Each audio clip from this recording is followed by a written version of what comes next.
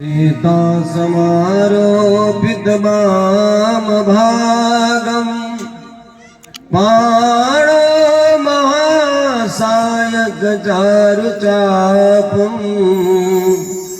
नमामि रामं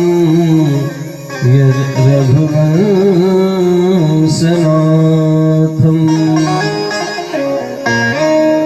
माता रामो मत्पिता रामचन्द्रः स्वामी रामो मत्सखा रामचन्द्रः सर्वस्व मे रामचन्द्रो दयालु नान्यं जाने नैव जाने न जाने। यत्र यत्र रघुनाथ कीर्तनं तत्र तत्र कृतमस्तकाञ्जलिं बाष्पवार परिपूर्णलोचनं मारुतिं नमते राक्षसान्तकम्।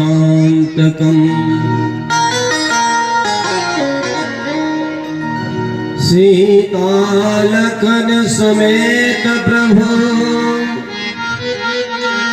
नील जलद तन श्याम मन ही बसहो निरंतर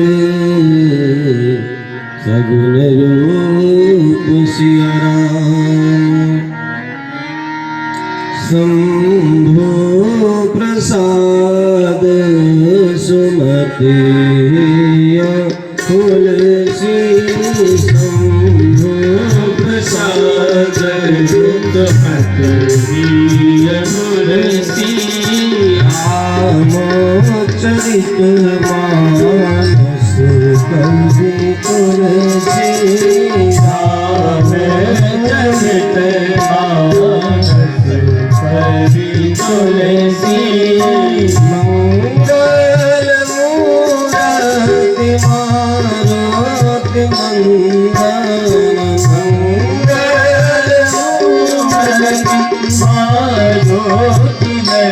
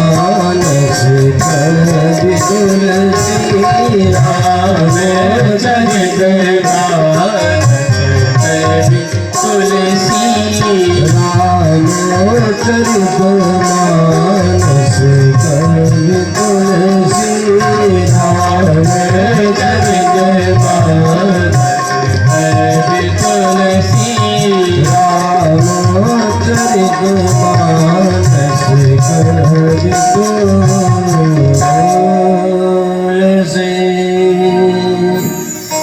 गोस्वामी तुलसीदास जी महाराज की जय हो। रामचरितमानस भगवान की जय हो। श्री रामलला सरकार की जय हो।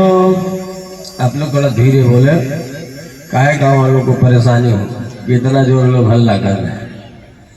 बोलो सरजू महारानी की, कनक बिहारी बिहारी जो सरकार की, श्रोता समाज की, घूर देवी मैया की, बांकी मैया की, ब्रह्मचारी जी महाराज की, ठाकुर द्वारा के भगवान की, श्रोता समाज की, जय बोलने वाले की, जय ना बोलने वाले की, कार्यक्रम में भाग लेने वाले की, कार्यक्रम से भाग लेने वालों की, बोलो जय जय श्री सीताराम। हरि ओम नमः पार्वती पते हर हर हर महादेव। कार्यक्रम के परमाध्यक्ष निखिल कोटि ब्रह्मांड आदिनायक चराचर नियंता कारण करुणाभरण वाले भक्तवान कल्पतरु कौशल्यानंद वर्धन भगवान श्री राघवेंद्र सरकार, यशोदानंद वर्धन भगवान श्याम सुंदर जी, शशांक शेखर औटरदानी भूत भवन भगवान भोलेनाथ, जगत जननी पराम्बा भगवती, त्रिपुर सुंदरी महिषासुरमर्दिनी पराम्बा भगवती जी, प्रभु कथा के अनन्य रसिया अनंत बलवंत परम संत हनुमंतलाल जी महाराज, उपस्थित समस्त भगवत श्रोता महानुभाव, कार्यक्रम के प्रेरणा स्वतः स्वरूप संत श्री विजयानंद जी महाराज, मूर्तिमान वेद स्वरूप आचार्य जी, माँ सरस्वती जी के वरद पुत्र स्वरूप संगीतकार महानुभाव, और हमारे बीच में विराजमान ग्राम सभा बैदौरा के ग्राम सभा अध्यक्ष जी, प्रधान जी आदरणीय त्रिलोकी सिंह जी, और हमारे बीच में विराजमान पंडित ब्रजेंद्र शर्मा जी, प्रधानाचार्य श्री राम चौधरी इंटर कॉलेज पखरपुर, और समस्त गणमान्य आदरणीय श्रोता महानुभाव, क्योंकि सबका नाम नहीं पता, लेकिन बिना होने सबसे निवेदन, समस्त भाई बहन देश के आशा कुसुम स्वरूप बाल गोपाल, आइए हम सब लोग समेत रूप से भगवान की मोहन पावनी गौरव गाथा गायन संलाप श्री हनुमान जी महाराज जी के कृपा में छत्र छाया में प्राप्त करें। उससे पहले बड़े भाव से भगवत राम संकीर्तन, क्योंकि आप जानते भी हैं मानते भी हैं। अगर मानने में कोई संदेह हो तो मान जाइए, क्योंकि देवी रत्नावली ने गोस्वामी जी को समझाते हुए कहा है, और यही समझ आ गया तो मानस का निर्माण हो। तो ध्यान रखो, जिंदगी में जिंदगी का राज पाना चाहिए। जिंदगी में जिंदगी का राज पाना चाहिए। बहुत लोग जिंदगी पा करके पछता रहे हैं कि मर जाए तो भगवान दूसरी ओर देती हैं, बहुत परेशान है। लेकिन जिंदगी आपके हाथ में है, किसी दूसरे हाथ में नहीं है। जिंदगी में जिंदगी का राज पाना चाहिए। जिंदगी में जिंदगी को मुस्कुराना चाहिए, और जिंदगी में जिंदगी की शर्त अगर पूरी न हो तो जिंदगी को जिंदगी से रूठ जाना चाहिए। बोलो भक्त और भगवान की। क्योंकि देने वाले ने दुनिया में सब कुछ दिया, और पाने वाला न पाए तो वो क्या करेगा। रत्नावली जी ने समझाते हुए कहा कि धन धाम धराम धरा न कछो, न पिया धन धाम के दास बनो। एक गोस्वामी जी के लिए नहीं है, पूरे समाज के लिए है संदेश कि धन धाम धराम धरा न कछो, न पिया धन धाम के दास बनो। प्रिय नस्वर हाण चाम सब जनिहाण चाम के दास बनो मन ते तज कामना कामिनी के जन कामिनी काम के दास बनो और भव सिंधु तरा जो चहो सजना तो जग तारन राम के दास बनो। भगवान की अगर इस भव सागर से पार कर जाना चाहते हैं तो राम जी के चरण संग में आ जाए, कल्याण होगा। आए दो बार भगवान का पावन नाम फिर दिव्या मधुरा मधुर कथा हम लोग श्रवण करें। सीताराम जय सीताराम, सीताराम जय सीताराम। मस्ती से सब लोग गाइएगा, भाव से गाइएगा।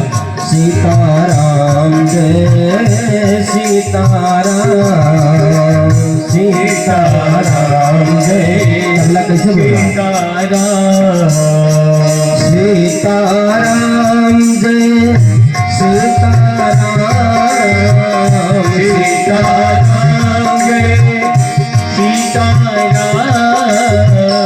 सीता आप माता जी लोग सब लोग गा सकती हैं, कोई दिक्कत नहीं है।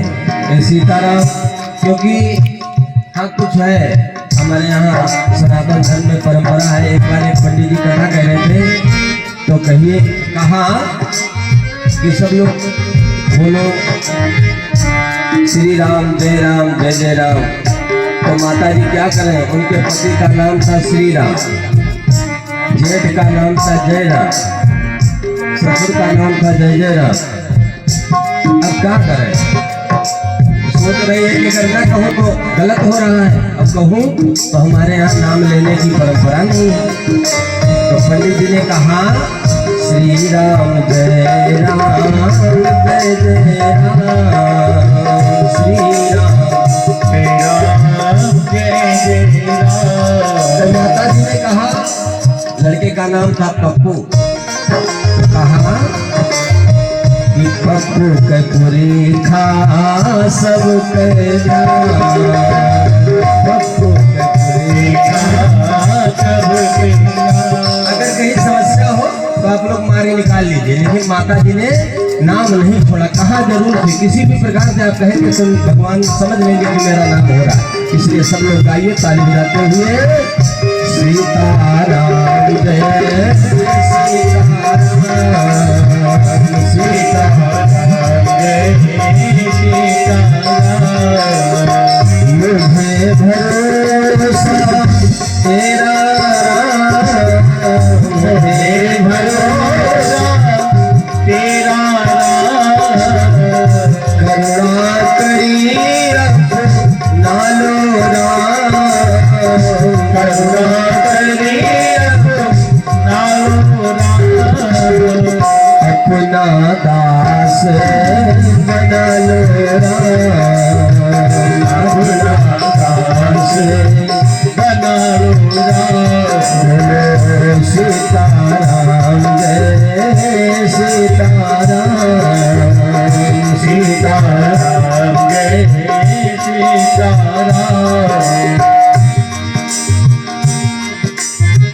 चारों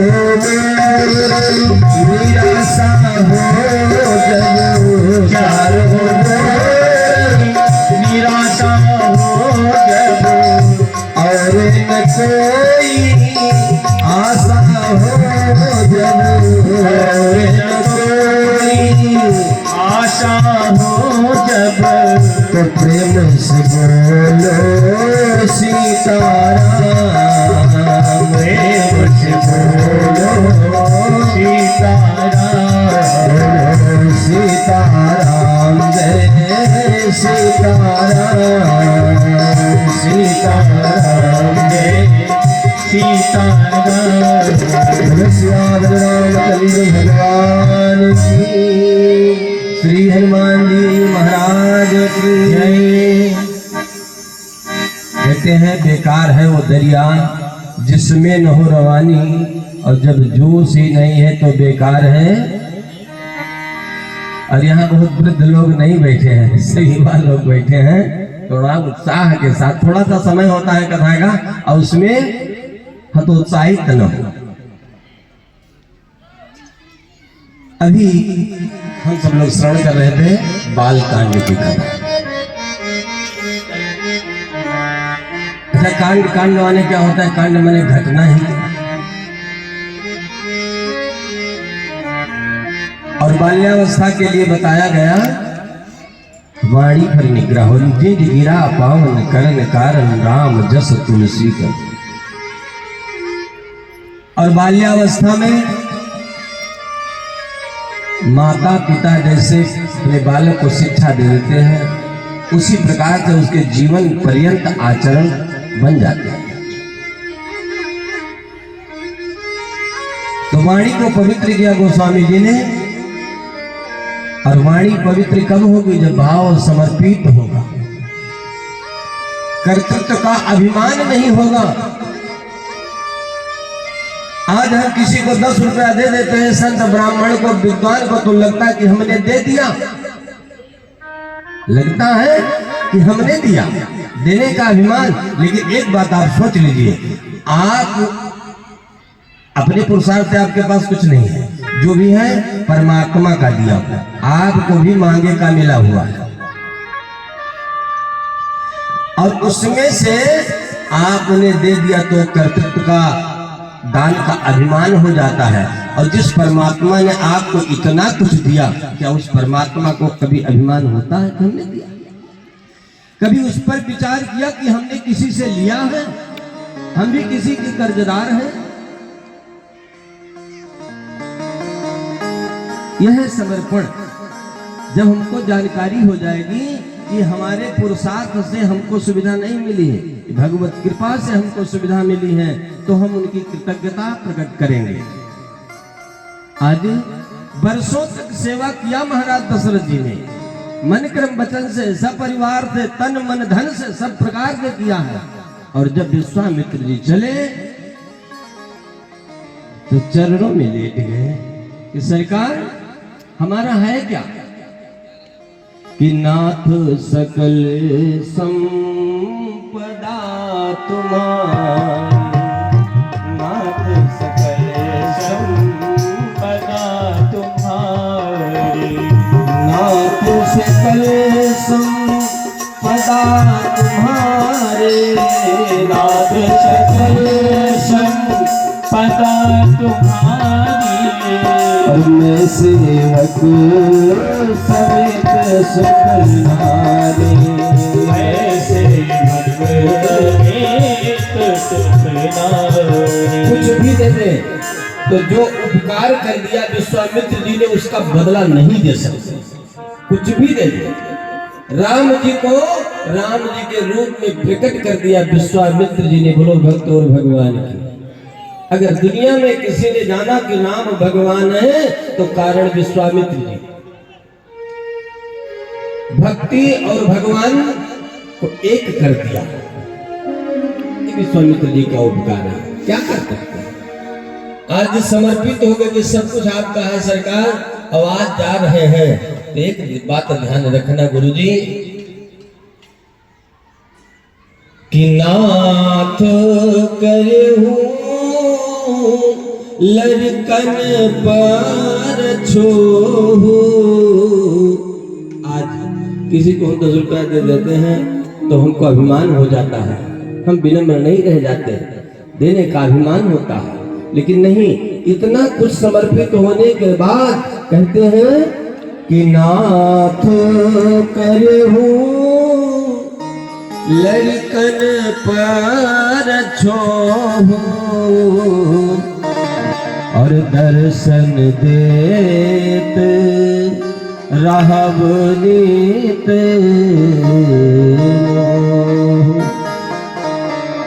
क्योंकि राजनीति बिन और धन बिन धर्मा, हरि समर्पे बिन सत्कर्मा।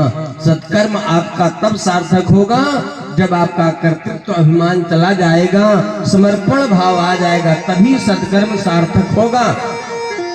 आज महाराज दशरथ जी के सत्कर्म का परिणाम है कि 4 पुरुषार्थ रूप में चारों पुत्र और 4 बहु योग्य घर में हैं। तो क्यों न आज सब कुछ समर्पित कर दिया। विश्वामित्र जी आशीर्वाद देते हुए आश्रम को गए हैं। इधर बालकांड पूरा हुआ है। कहते हैं कि बालकांड आप लोगों ने सुना, उसका फल क्या मिलेगा? श्री रघुवीर विवाह जे सप्रेम गावहि सुनहि, तिन कहाँ सदा उछाह, मंगलायतन राम जस। जो श्री सीताराम जी के विवाह की कथा को सुनते हैं, कहते हैं, दर्शन करते हैं, उनके जीवन में सदैव आनंद ही आनंद होता है। उनको कभी कष्ट नहीं होता। भगवान आप सबकी कामना को मंगलमय करें। हम सभी लोग अभी शेष 6 कांड और हैं, अयोध्या कांड में प्रवेश करेंगे, क्योंकि ये बाल्यावस्था है और अयोध्या कांड किशोर अवस्था है। ये जो 7 कांड है जीव की अवस्थाएं हैं। कल हमने बताया था किशोरावस्था और बाल्यावस्था में तो वाणी पर निग्रह होना चाहिए। किशोरावस्था में किस पर निग्रह होना चाहिए? आंख पर।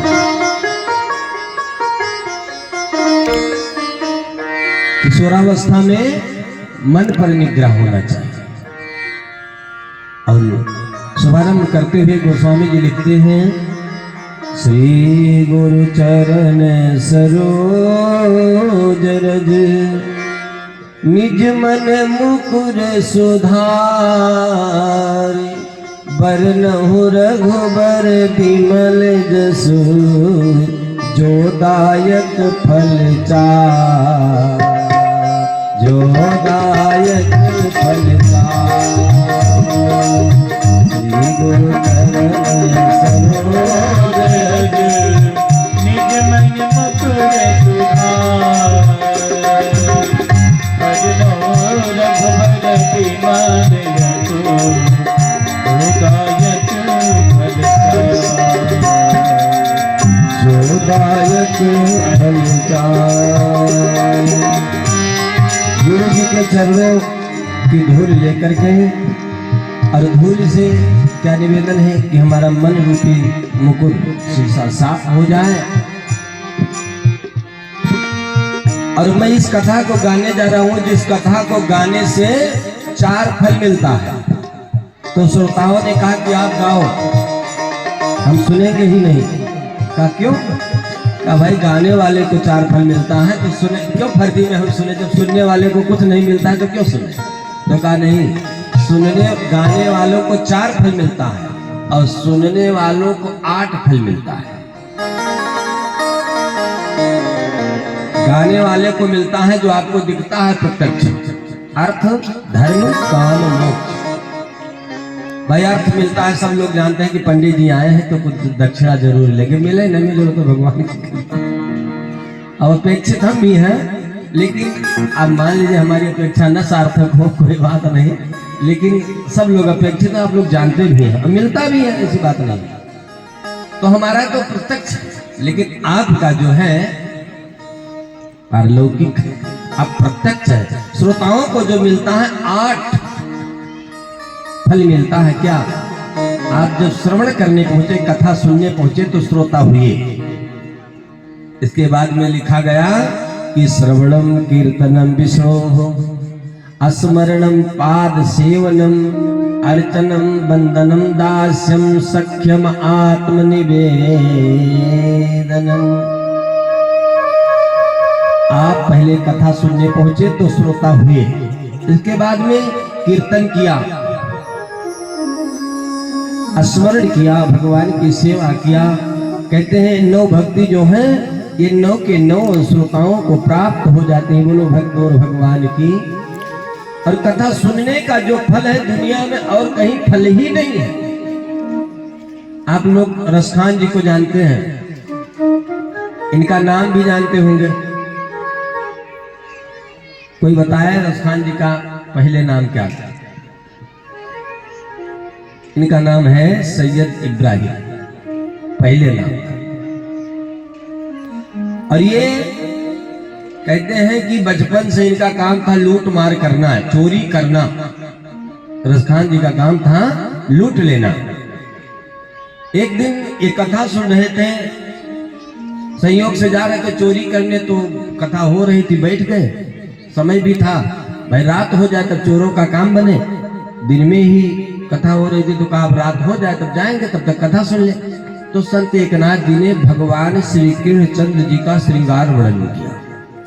कस्तूरी तिलकम ललाट पटले वक्षस्थले कौस्तुभम नासाग्रे वरमौक्तिकम करतले वेणुः करे कंकणम सर्वांगे हरिचंदनम सुललितम कंठे चामुक्तावली गोपस्त्री परवेष्टितो विजयते गोपाल चूड़ामणि। कस्तूरी का तिलक लगाए हुए हैं, कौस्तुभ मणि की माला पहने हुए हैं, मोती हीरा जवाहरात धारण किए हुए, बाजू बंद कंगन करधनी। तो सोचा कि अगर ऐसे बालक को अवस्था बताया, किशोरावस्था 12 से 16 की अवस्था, तो कहा ऐसे बालक को लूटने में दिक्कत भी नहीं होगी। अगर एक बार लूट लिया गया तो जीवन में लूटने की जरूरत भी नहीं पड़ेगी। पंडित जी ने जब कथा बंद किया तो कहा महाराज ये बालक कहाँ मिलेगा? ठाकुर जी को अब भाई एकनाथ जी ने तो कह दिया जाइए वृंदावन में मिले। दिल्ली से वृंदावन 200-250 किलोमीटर बेचारे रसखान जी पैदल चले आए और मन में प्रतिज्ञा कर लिया कि जब तक मैं इस बालक को लूट नहीं लूंगा तब तक जल नहीं पीऊंगा। और कहते हैं कि भाव कुभाव अनख आलस हूं, चाहे जिस प्रकार से आप भगवान को याद कर ले, भगवान आपका कल्याण कर दे। वृंदावन में पहुंचे कहीं भी तो वही जिससे पूछे, तो आज भी आप वृंदावन में चले जाइए, पूछेगी राधे जी कहाँ मिलेंगी, कन्हैया जी कहाँ मिलेंगे, तो ये कोई नहीं कहेगा कि गोलोक धाम चले गए, सब लोग कहेंगे यही कहीं घूमते हो। अब घूमते घूमते करील वन में पहुंचे हैं सैयद इब्राहिम जी,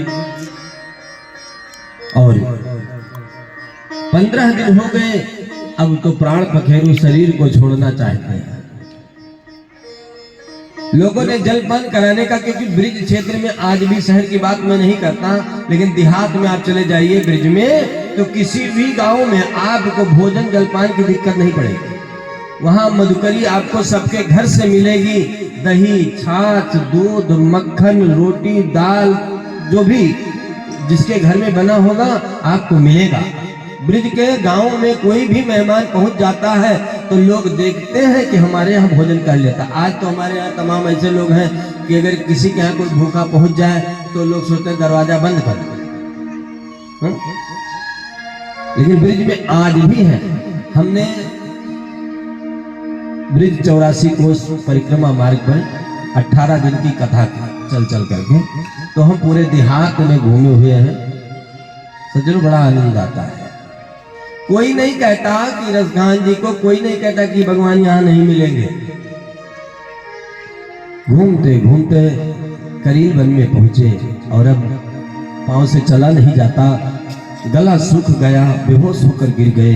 किसी ने पानी पिलाने का प्रयास किया तो रसखान जी ने कहा नहीं, वही बालक मुझे पानी पिलाएगा तो मैं पानी पीऊंगा, नहीं तो मर जाऊंगा। सज्जनों, प्रबल प्रेम के पाले पढ़कर प्रभु को नियम बदलते देखा।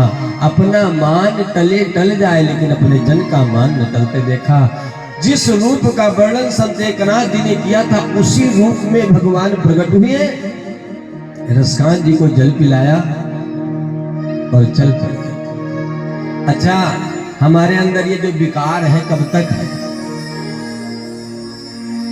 जब तक विभीषण जी ने कहा है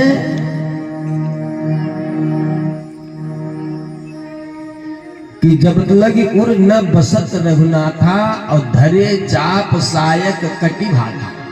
ममता तरुण तमी अंधियारी राग द्वेष उल्लूक सुखकारी, ये सब तब तक रहते हैं जब तक रघुनाथ जी हृदय में नहीं होंगे। और जब राम जी आ जाएंगे तो ये सब लोग मिट जाएंगे। जहां राम तह काम नहीं, जहां काम नहीं राम। और तुलसी कबहू की रह सके रवि रजनी एक ठाम। अब तो सारे विचार ही बदल गए और भगवान तो अंतर्धान हुए और रसखान जी का भाव बदल गया। अब लूटने घसोटने का मामले गया और मन में एक भाव आ गया कि मानुष हो तो वही रस खान, बसो ब्रिज गोकुल गामों के द्वारन। मानुष हो तो वही रस खान,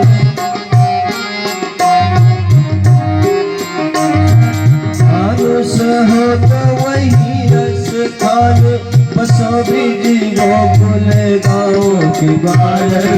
वाहन हो तो वही गिरी को जो धरो करे छत्र पुरंदर गारन। मान हो तो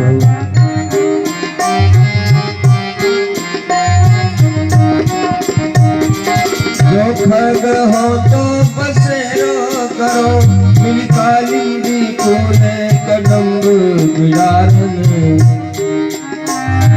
जो पशु हो तो कहाँ बस मेरो चलो नित्यानंद के धाम आधारन। जो पशु हो तो कहाँ बस मेरो चलो नित्यानंद के धाम आधार।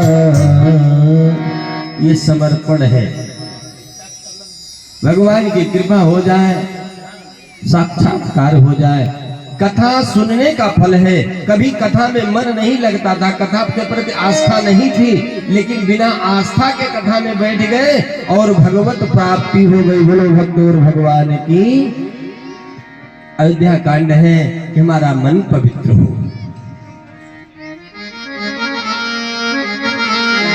और संत जन निवेदन करते हैं प्रभु से कि अवगुण चेतना धरो, क्योंकि ये मनुष्य शरीर है, यहाँ गुण अवगुण से सारे लोग सम्मिलित हैं। ऐसा कोई नहीं कि किसी में गुण नहीं है, ऐसा कोई नहीं कि जिसमें अवगुण नहीं है। तो हम समर्पित भाव से भगवान से निवेदन करें, प्रभु अगर आप हमारे अवगुण देखेंगे तो आखिर हम कहाँ जाएंगे।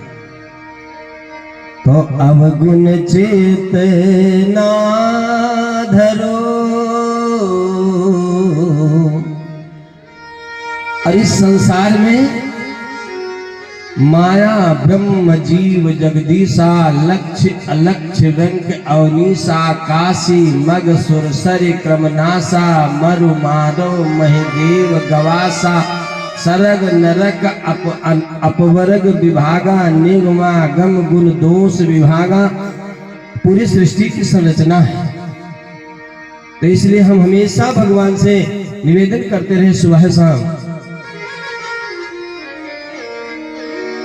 कि अवगुण चेतना धरो हमारे प्रभु। अवगुण चेतना धरो हमारे प्रभु। अवगुण चेतना धरो हरे प्रभु।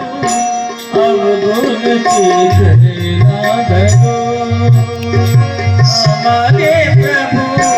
अवगुण चेतना धरो। हे प्रभु समदर्शी है नाम तिहारो। समदर्शी है नाम तिहारो। समदर्शी है नाम तिहारो। समदर्शी है नाम तिहारो। चाहो तो पार करो, चाहो तो पार करो हमारे प्रभु। अवगुण चेतना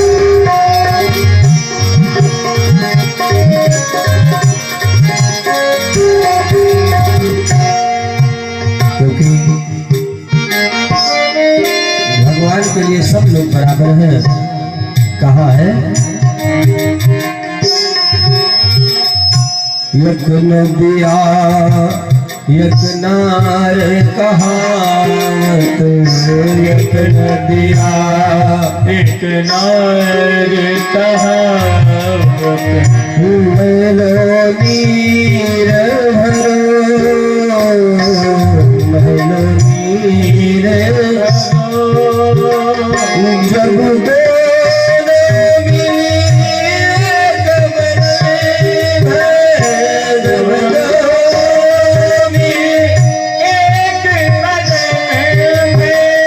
सुरसरी नाम परो,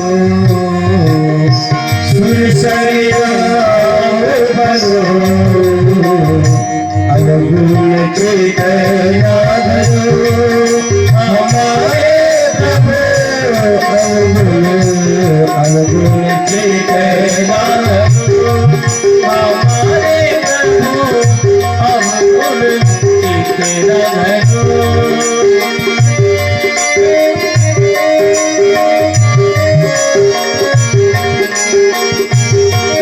हमारे साथ गाइए, भगवान से प्रार्थना कीजिए कि सरकार हमारे अवगुणों पर ध्यान न दें, अपनी कृपा बनाए रहे।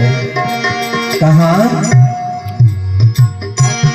एक लोहा पूजा में लागत, एक लोहा पूजा में लागत, एक घर बढ़ित घर बढ़ित।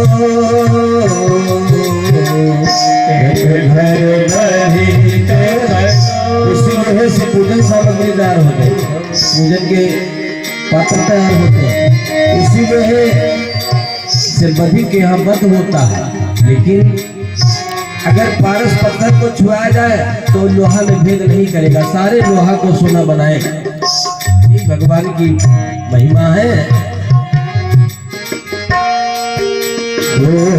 एक घर बढ़ित यह दुविधा पारस नहीं जाने, यह दुविधा पारस नहीं जाने, यह दुविधा पारस नहीं जानते, यह दुविधा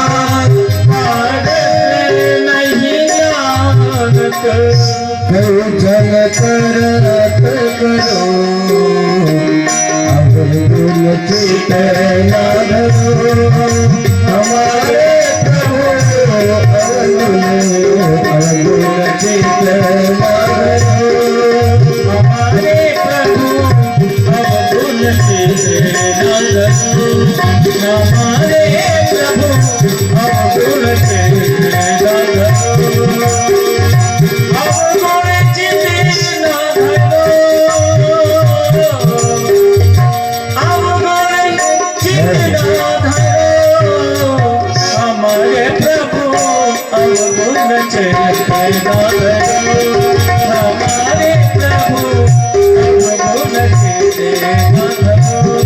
हमारे प्रभु अवगुण चेतना धरो, अंतिम भाव कहते हैं, एक जीव एक ब्रह्म कहावे, एक जीव कहावे। संसार में जो ही है एक जीव शिव। कहा एक जीव एक ब्रह्म कहावे, सुर श्याम झगड़ो, सुर श्याम झगड़ो, सुर श्याम झगड़ो, अब की बेर मुझे पार उतारो, अब की बेर मुझे पार उतारो, अब की बेर मुझे पार उतारो, अब की बेर मुझे पार उतारो, नहीं बन जाता नहीं बन जाते हमारे प्रभु अवगुण चेतन धरो हमारे प्रभु अवगुण चेतन धरो अवगुण चेतन धरो अवगुण चेतना धरो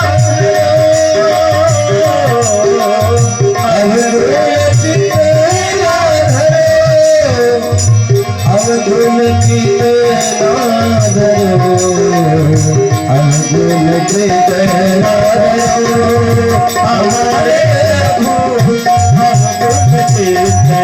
धरो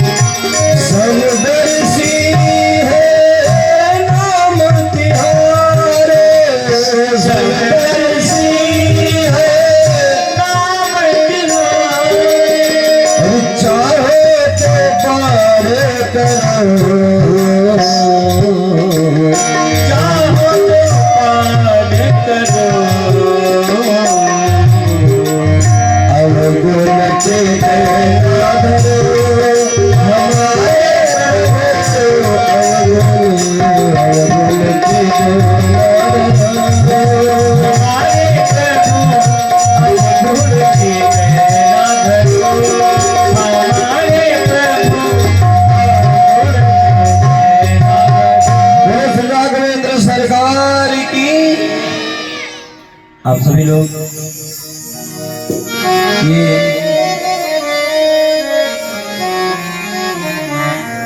ध्यान मत दीजिए किसका कैसा काम है, लेकिन अगर भाव है तो आप ध्यान से सुनते रहें। देखिए कथा धीरे धीरे उपसंहार की ओर है। हमेशा हमको समर्पित भाव से भगवान से निवेदन करना चाहिए कि मुझे मेरे मालिक बहुत कुछ दिया है और तेरा शुक्रिया है, तेरा शुक्रिया है। प्राप्त को पर्याप्त मानेंगे तो जीवन में कभी दुख नहीं होगा, और नहीं तो अंतो नास्ति पिपासायाः संतोषः परमं सुखम। इच्छाओं का अंत नहीं है, इच्छाएं अनंत है और इच्छा ही दुखों का कारण है।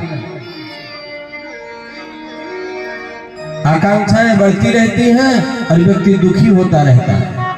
इसलिए अंतो नास्ति पिपासायाः संतोषः परमं सुखम तस्मात् संतोष में वेहे परम पश्यन्ति पंडिताः। जो संतोष ऐसे धन को प्राप्त है वही विद्वान है और वही बुद्धिमान है, वही गुणवान है, वही हर प्रकार से सुखी है। ये कथा का उद्देश्य है। आज अयोध्या कांड में हम सभी लोग चले जहां पर मन पर निग्रह रखा गया।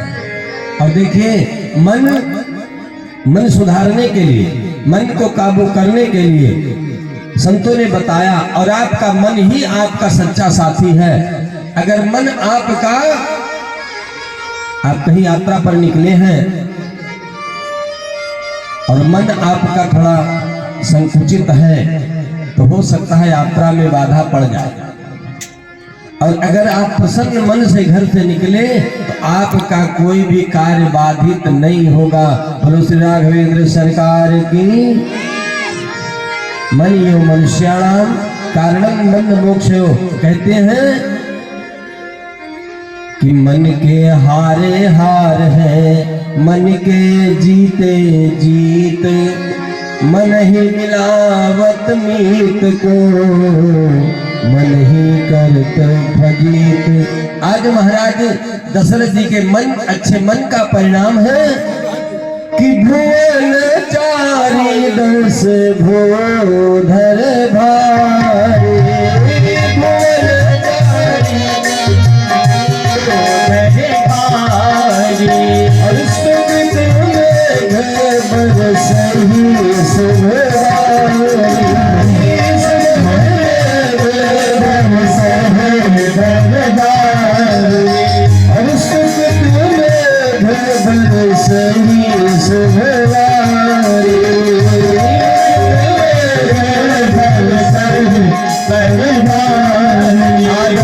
किसी प्रकार के प्राणी पदार्थ का अभाव नहीं है।